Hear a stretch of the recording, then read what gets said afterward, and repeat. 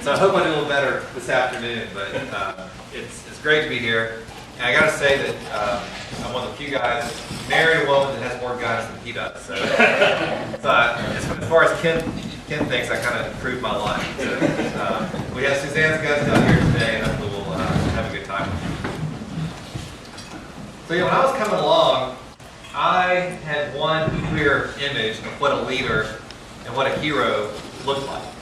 And Sam and I probably had a pretty similar image, but it looked a lot like George Washington. It looked a lot like a guy with white hair, rode a white horse, who carried a sword, and that was a leader. Some guy was leading an army across the frozen Delaware River, or somebody like Douglas MacArthur, who had led an armada all the way across the Pacific Ocean, vanquished an organized foe like the Empire of Japan, and landed back in the Philippines. So that was a leader. But then I started the journey that Ken mentioned about Defiant. When I was writing Defiant, I started meeting a different type of hero, a different type of leader.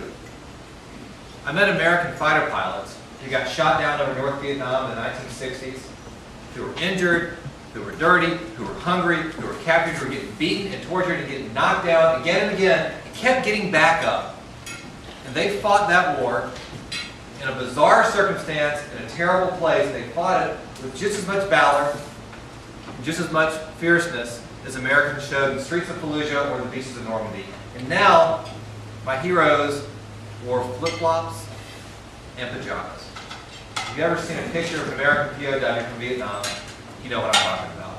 So I want to tell you a story about these guys and about their wives, and kind of share with you what I found when I discovered who I think are the greatest leaders our country has ever known. But they weren't automatically great leaders, right? They started out like a lot of us. So I want you to imagine you're Jim Stockdale. You're a future Medal of Honor recipient. You're a future 3-star admiral. Right now, you're about 39 years old. You're on the USS Oriskany, about 100 miles off the coast of North Vietnam. You command an entire carrier air wing. You graduated at the top of your class at the U.S. Naval Academy. You have a wife and 4 kids. You're on the fast track. You're a Navy test pilot. So really, you can kind of claim you're one of the best fighter pilots in the world. Is anyone here a naval aviator? Or armed military aviators? Anyone know any military aviators? Right? So you guys know people that think that they are singularly the finest fighter pilot in the entire world, right? So these guys have pretty healthy egos. They really reached, almost the pinnacle. They're doing great. And as far as they're concerned, nothing's going to throw them off the course. Right? They're going to all be admirals.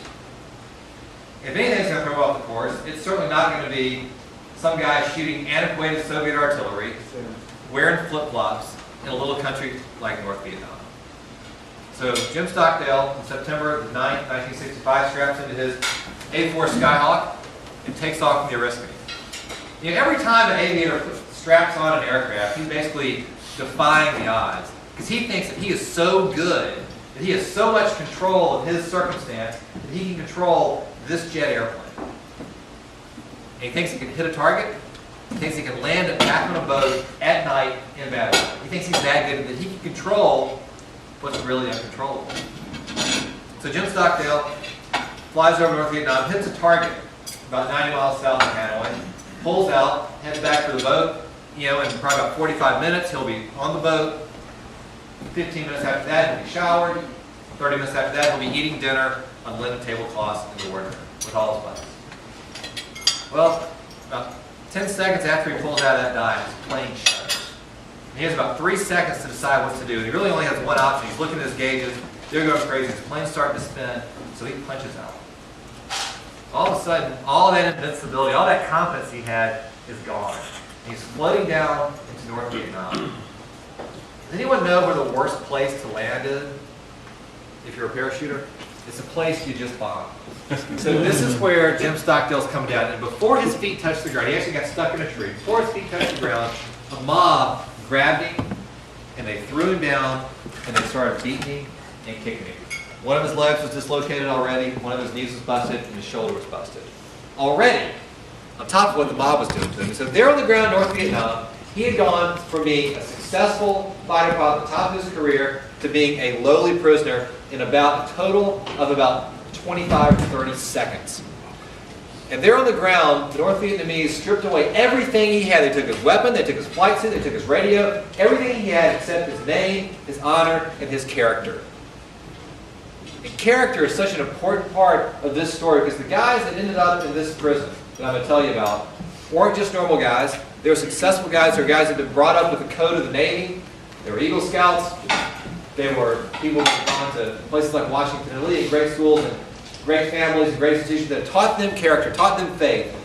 They had never thought they would have to use that faith, use that character in a situation like they were going to face. As he was laying there on the ground, he knew it was going to be bad. He knew he was going to have to have a lot of strength to get through this ordeal. He also didn't think he was going to be there that long. Because this is fall of 1965. The air war had been going on for about 7 months. And he figured surely he would be home by Christmas of 1965. Well, Christmas of 1965 comes and goes. All of 1966 comes and goes. He's hungry. He's getting beaten. He's starving. He's dirty. 1967 comes and goes. The Vietnamese are telling him, you're never going to go home. America's going to lose this war, and they're going to leave you here, and you're going to die in this prison. So you might as well work with us because we're the only friends you have. 1968, 1969, America starts withdrawing troops from Vietnam. And the POWs are over, there are almost 500 POWs. And the POWs know this. They hear the news reports. They see the pictures. They start to wonder, is America really going to leave them?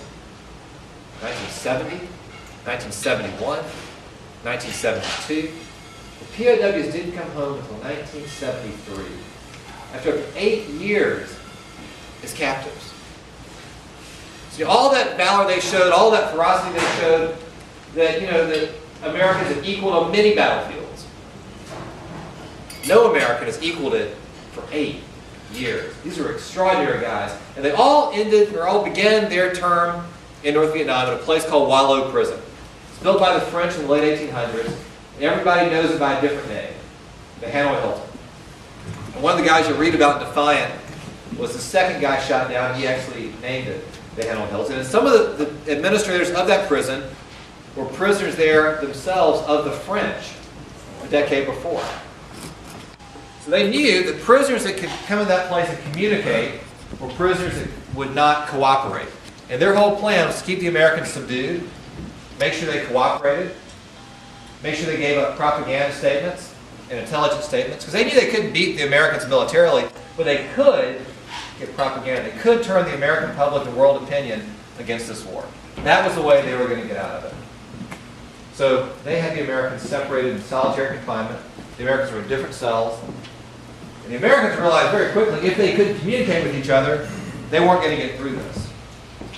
We talked about character. I also want to talk about communication, how important it is to communicate.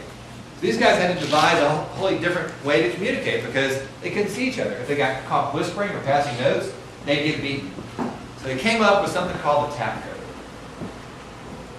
How many letters in the alphabet? 27.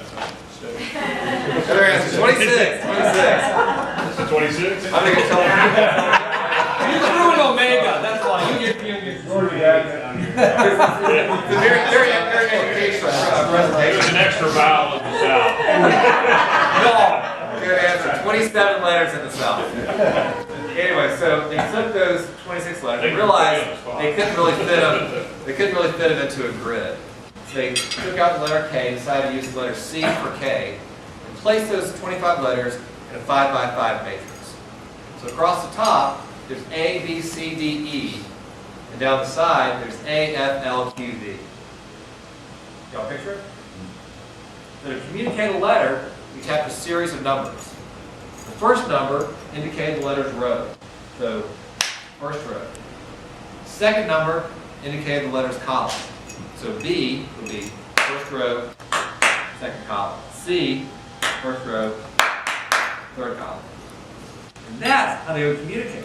And it kind of sounds crazy that people could communicate that slowly, but these guys got so good at this that people said the Hanoi Hilton sounds like a den of woodpeckers. These guys are just tapping so quickly and all the time, trying to communicate with each other. And I like to think that sometimes my generation pioneered text messaging. The truth is, these POWs were using GM for good night, GM for good morning, and things like that long before